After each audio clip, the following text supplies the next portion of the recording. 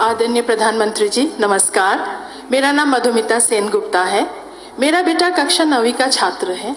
महोदय, पहले मेरा बेटा पढ़ाई में बहुत अच्छा था, टीचर्स अप्रिशिएट करते थे, लेकिन अभी कुछ समय से ऑनलाइन गेम्स की तरफ उसका झुकाव कुछ ज़्यादा ही बढ़ गया है, जिसके कारण उसकी पढ़ाई पर फर्क पड़ रहा है।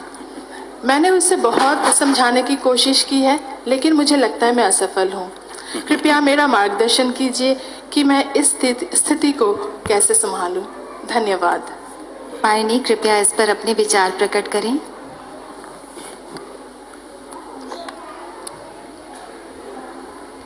ये पबजी वाला है क्या?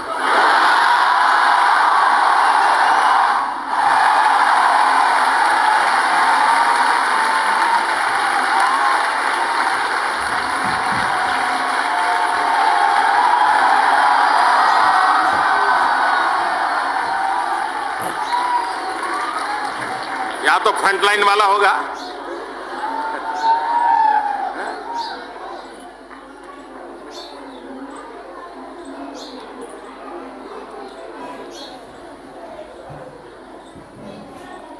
ये समस्या भी है, समाधान भी है।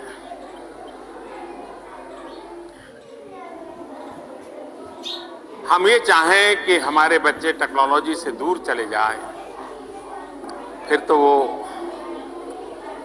एक प्रकार से अपने सारी जिंदगी से एक प्रकार से पीछे की तरफ जाना शुरू किया, और इसलिए उसको ये टेक्नोलॉजी के संबंध में प्रोत्साहित करना चाहिए। लेकिन उस टेक्नोलॉजी का क्या उपयोग करता है? क्या टेक्नोलॉजी उसको रोबोट बना रही है क्या, या इंसान बना रही है? अगर माँ बाप थोड़ी रुचि लें, कभी खाना खाते समय चर्चा करें टेक्नोलॉजी की, कि बताइए भाई इन दिनों क्या चल रहा है, टेक्नोलॉजी के क्षेत्र में क्या नया आया है, किस प्रकार के नए नए ऐप्स आए हैं, उसमें क्या होता है, तो उस बच्चे को लगेगा कि मैं जो कर रहा हूं मेरे माँ बाप हो सकता है मेरी मदद करेंगे। तो पहला काम तो आप किसी को रोक रहे। मैं देख रहा हूं यहां करीब करीब हर एक के हाथ में मोबाइल फोन है। हो सकता है कुछ लोग यहां प्रधानमंत्री के कार्यक्रम में होंगे, लेकिन कोशिश करते होंगे दोस्त को बताने के लिए मैं यहां बैठा हूं।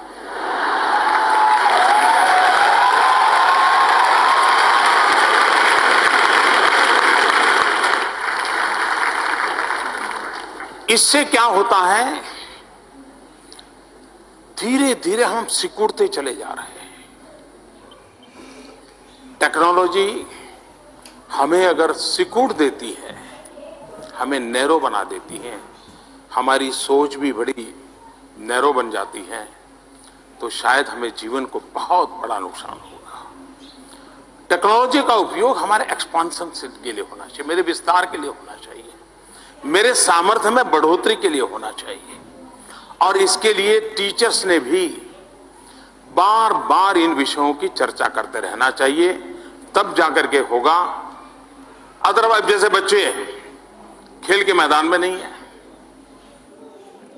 कभी कभी माँ बाप को लगता है पढ़ना बहुत अच्छा है, लेकिन परीक्षा के दिनों के कुछ दिन पहले बीमार हो जाता है तो माँ बाप का पसीना छूट जाता है। अरे भाई, पहले उसको किताब पढ़ाता है, कहीं खेल के मैदान में भी तो भेजना था। आप में से कभी सोचिए, मैं कभी मेरी बच्चों के साथ बातचीत करने का मेरा ये पिछले मुख्यमंत्री था तब से एक लगातार कार्यक्रम चल रहा है। अब रूप उसका रंग बदलता जा, लेकिन मैं करता रहता हूं। मैंने देखा है कि मैं कभी बच्चों को पूछता था कि कितने बच्चे हैं जिनका दिन में 4 बार मेहनत करने के कारण पसीना आया है शरीर पे। आप हैरान हो जाएंगे, गांव के बच्चे भी कहते थे नहीं ऐसा तो नहीं होता है।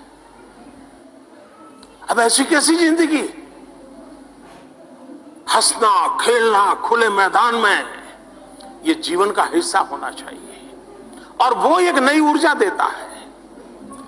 और इसलिए टेक्नोलॉजी का सही उपयोग कैसे हो, मैं स्वयं टेक्नोलॉजी बहुत शक्तिशाली मानने वाला व्यक्ति हूं। मैं खुद इसका उपयोग आज भी जो मैं दुनिया के इतने देशों के साथ और देश के लोगों से बात कर रहा हूं उसका कारण टेक्नोलॉजी का उपयोग है। तो एक ही चीज के दो अच्छे पहलू होते हैं, एक किसी को बहुत सीमित कर देता है तो दूसरे को बहुत विस्तृत कर देता है। आपकी ये चिंता सही है, लेकिन आप उसके साथ बैठिए, उसको कभी आप काम दीजिए कि मैंने सुना है कि